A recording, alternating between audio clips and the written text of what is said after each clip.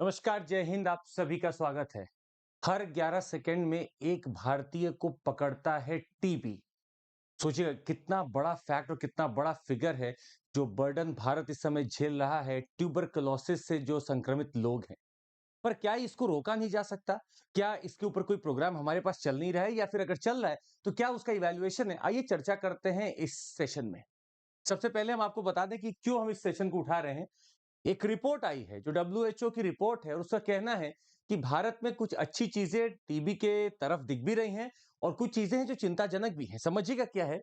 India accounts for 27% of the world's cases.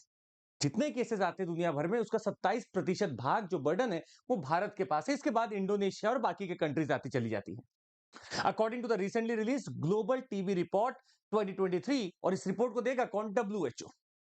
But the report also noted that there are some positive things that have happened in the governance structure so that the TB could be controlled. कुछ अच्छी चीजें भी की गई हैं। अब हमें समझना है अपने एग्जाम्स पॉइंट ऑफ व्यू से, ये रिपोर्ट देता कौन है, क्या अच्छी चीजें हो रही हैं और क्या हम लोग उसमें और बेहतर कर सकते हैं, ये समझते हैं। Report noted two positives. Number one, there was an increase in reporting of TB cases crossing even the pre-pandemic levels, that is of 24.2 lakh cases in 2022. मतलब हमारे यहाँ रिपोर्टिंग बढ़ गई है। अगर रिपोर्टिंग बढ़ती तो इसका मतलब है हम उस चीजों को पकड़ के इलाज चालू कर सकते हैं। जहां अंडर रिपोर्टिंग होती थी, पुअर रिपोर्टिंग होती थी, तो कभी इलाज चालू ही नहीं हो पाता था। दूसरा है the coverage of treatment for the infection increase to 80%। जो ट्रीटमेंट का पूरा जो एक होता है, पूरा कवरेज होता है, वो लगभग आपका बढ़ने लगा ताकि इंफेक्शन फैले नहीं और उसका अच्छा खासा कवरेज हो सके। तो 80% हम वहां पहुंच गए हैं और हमारे पास रिपोर्टिंग बढ़ गई है। और ये दोनों ही एक पॉजिटिव डब्ल्यूएचओ ने इसेंस में लिया, क्योंकि सबसे पहला स्टेप होता है किसी भी बीमारी में आइडेंटिफिकेशन, रिपोर्टिंग। तीसरा समझते हैं, sudden drop in mortality is also one of the issue that was highlighted. देखा गया कि this was owing to WHO report accepting India sample registration system data set as the basis for the calculation instead of the global based of disease report. तो global burden of disease report में जो mortality rate दिखा रही थी वो ज्यादा थी। भारत का खुद का अपना जो सैंपल रजिस्ट्रेशन सिस्टम है, उसको अपनाने के बाद हमें पता चला कि जो मोर्टालिटी है वो कम हुई है अब जाके। मतलब पहले ज्यादा मोर्टालिटी दिखाई जा रही थी, अब मोर्टालिटी भी कम दिखाई गई। ये भी काफी हाईलाइट किया गया था। इसके बाद आपको बता दें, India was the only country to have completed a national TB prevalence survey since 2019, जिसको अलग अलग कंट्रीज में अगर आप देखेंगे तो पैंडेमिक के दौरान इसको रोका गया था, काम नहीं हो पाया, पर भारत में उसको पूरा कंप्लीट किया गया है। और ये रिपोर्ट एक्नॉलेज करती है that there is an increase in coverage of TB treatment in India, increasing by 19% over the previous year. India was among the only 4 countries out of the 30 high burden countries in the world that were able to achieve more than 80% of the coverage of treatment. तो reporting बढ़ रही है और coverage अच्छा खासा infection का हम करने में लगे हैं, उसके ट्रीटमेंट का। इसके साथ ही कुछ चीजें हमें और समझना है। ट्यूबरकुलोसिस आखिर है क्या? ये बड़ा आपका सिंपल सा पीटी क्वेश्चन बनता है, किसी भी एग्जाम में बन सकता है। ये है क्या? माइकोबैक्टीरियम ट्यूबरकुलोसिस से ये कॉज होता है, and it can practically affect any organ of the body. ऐसा नहीं है कि बस लंग्स को पकड़ या कोई एक चीज। TB TB can happen anywhere. The most common are the lungs. ये बात सही है कि लंग्स में ही हो रहा है, and may be around the lungs it can be. Lymph nodes में हो सकता है, इंटेस्टाइन में हो सकता है, स्पाइन में हो सकता है, ब्रेन में हो सकता है। ये ट्यूबरकुलोसिस अक्रॉस कहीं भी हो सकता है ऑर्गन में। तो स्वाभाविक नहीं है कि सिर्फ आपका लंग्स पे ही हो, across the organs it can happen. और माइकोबैक्टीरियम है ये। It is an airborne infection that spreads through close contact with the infected, especially in densely populated spaces with poor ventilation. तो अगर कोई आसपास है तो जो फ्लूइड्स होती हैं उसके तहत ये बहुत जल्दी फैल सकता है। कॉमन सिम्टम्स जो होंगे एक्टिव लंग टीबी के are cough with sputum and blood at times, chest pains, weakness, weight loss, fever, night sweats, ये सब इसमें होता है। ये सारे टीबी के सिम्टम्स हैं। पर टीबी ट्रीटेबल है, और इसका ट्रीटेबल एक 6 महीने का कोर्स करके आराम से किया जा सकता है, अगर वाकई में ठीक तरीके से माइक्रो एंटी या फिर अगर बोले एंटी माइक्रोबियल ड्रग्स ली जाए, एंटीबायोटिक्स ली जाए, तो इसको ठीक किया जा सकता है। पर यहीं पे लोगों से गलती होती है। एंटी माइक्रोबियल ड्रग्स लेते लेते अगर 1 महीने में किसी की तबीयत ठीक हो गई और उसने डोज बंद कर दिया, तो यहां से उसकी दास्तान नई चालू हो जाती है। अब ये टीबी बस नहीं रह गया, अब ये बन जाता है ड्रग रेजिस्टेंट टीबी, क्योंकि अब उसको एक बार एंटीबायोटिक पड़ गई, वो सुधरा नहीं। वो अंदर था, आपको लगा कि ठीक हो गए हैं, पर वो अंदर था। अब उस एंटीबायोटिक का कोई असर नहीं पड़ता उस टीबी के बैक्टीरिया पे। अब उसको नई एंटीबायोटिक चाहिए। बेडाक्विलिन कहा जाता है बहुत इफेक्टिव एक रही है टीबी के लिए, पर अगर वो भी बंद हो जाए तो बहुत सारे आगे लेवल्स पे हमें जाना पड़ता है। रिफैम्पिसिन है जो हमें देखते हैं टीबी के यूज किया जाता है।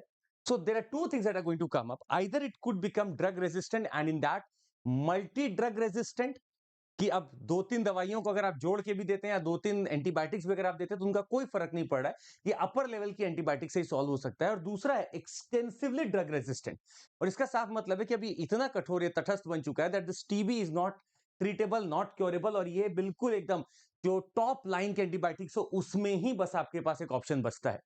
तो जैसे जैसे टीबी ड्रग रेजिस्टेंट बनता जा रहा है हमारे पास ऑप्शंस कम होते जा रहे हैं। This is what is happening multi drug resistant and extensively drug resistant TB. अब समझिएगा, ये हमारी ही देन है कि हमने टीबी की दवाई खाने से बंद कर दिया, उसको मना कर दिया, तो वो हमारे अंदर बनपता जा रहा था, पर हमें पता नहीं चलेगा जब तक कि वो वापस से निकले नहीं सही से। पर वो अपने म्यूटेशंस कर करके अपने आप को बदल लेते हैं और मल्टी ड्रग रेजिस्टेंट या एक्सट्रीमली ड्रग रेजिस्टेंट बन जाते हैं। कुछ चीजें भी समझिएगा, ग्रेटेस्ट चैलेंज क्या है? The greatest challenge actually is posed by the multi-drug resistant variant of the disease.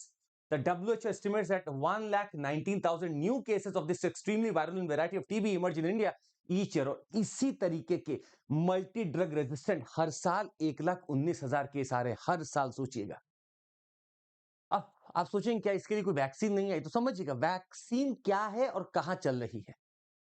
बैसिल Calmette Guerin BCG, the only available TB vaccine जो बचपन में सबको लगती है, पर ये इतना ज्यादा लग चुकी है कि इसका एफिकेसी कम होता जा रहा है due to development of multi drug resistant TB.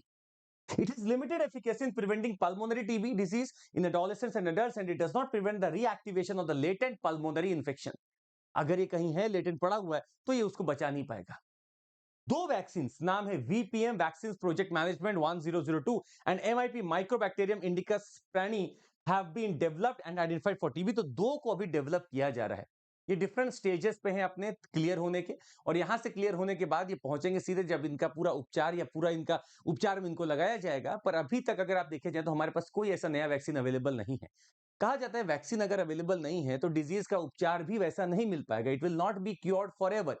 We need vaccines and we keep on to have the boosters for these vaccines. तो अभी BCG के अलावा हमारे पास अभी कोई और नहीं दिख रहा है हाल में। ग्लोबल एफर्ट्स की बात की जाए तो WHO रिपोर्ट देती रहती है, और साथ ही में आपको बता दें WHO ने बहुत चीज चालू की है, जैसे एक जॉइंट इनिशिएटिव है find treat all end TB with the global fund and stop TB partnership. तो WHO बहुत सारे पार्टनरशिप में भी कोशिश कर रही है ग्लोबल एफर्ट्स लगाने की कि टीबी को एंड कर लिया जाए। यही भारत की अगर आप देखें, क्या WHO का एक एंड टीबी स्ट्रैटेजी भी है। इसका मतलब है रिड्यूस करना टीबी इंसिडेंस को बाय 80%, टीबी डेथ को by 90%, and to eliminate the cost for TB affected households by 2030। तो मतलब बहुत चीज टीबी के लिए WHO कर रहा है एंड टीबी स्ट्रैटेजी के नाम पे।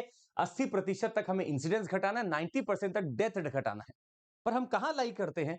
बिल्कुल भी उसी जगह पे जहां प्री पैंडेमिक लेवल पे थे या उससे भी बदतर हालत है। इसका रीजन क्या है कि जब कोविड पैंडेमिक आया तो प्रॉब्लम थी कि हमारा सारा ध्यान उस तरफ चला गया, तो जितनी चीजें बची रह गई वो आज उभर के आ रही हैं, तो हम इसके लिए वापस से जागरूक हो रहे हैं। पर पैंडेमिक ने हमें हमारे टारगेट से भटका दिया है, ये बात तय है।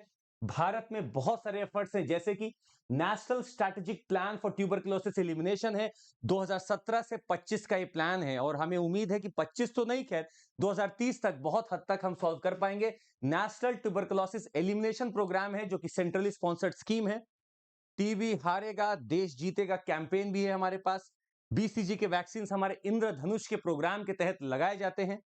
नेशनल टीबी एलिमिनेशन प्रोग्राम है ताकि हम मीट कर सके टीबी एपिडेमिक को हटाने का by 2025, 5 years ahead of the sustainable development goals for 2030। तो यहाँ 2030 तक की बात थी, हम पहले की बात कर रहे हैं। निक्षय प्रोग्राम बड़ा इंपॉर्टेंट है। निक्षय प्रोग्राम चालू हुआ जिसके तहत हम न्यूट्रिशनल सपोर्ट भी देते हैं उन लोगों को जो ट्यूबरकुलोसिस से सफर कर रहे होते हैं। We provide 500 support to direct benefit transfer to these people so that their nutrition does not come down.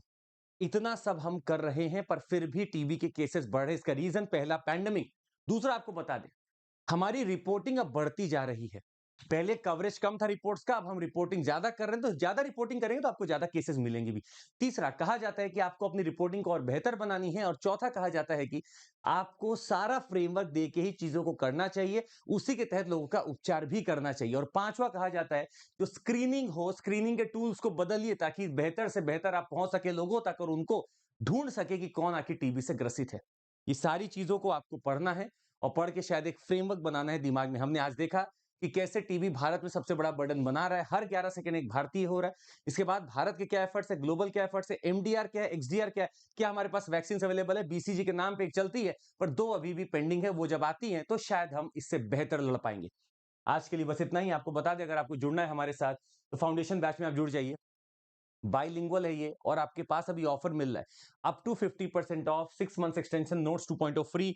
इसका मतलब सीएमसी कोड तो लगाना पड़ेगा आपको ताकि ऑफर आपको मिल सके। प्लस फाउंडेशन बैच हमारे चल रहे हैं, इसका भी आप लाभ ले सकते हैं। And this is our promise. आप प्रीलिम्स निकालिए, मेंस में आपके साथ है, मेंस निकालिए, हम इंटरव्यू में आपके साथ हैं और आपको यहाँ पे भी सीएमसी कोड पे लाभ मिलेगा। This is our options that we have already launched. इन ऑप्शंस को भी आप देख सकते हैं और ईएमआई फैसिलिटी हमारे पास अवेलेबल है जिसका पूरा लाभ उठा सकते हैं।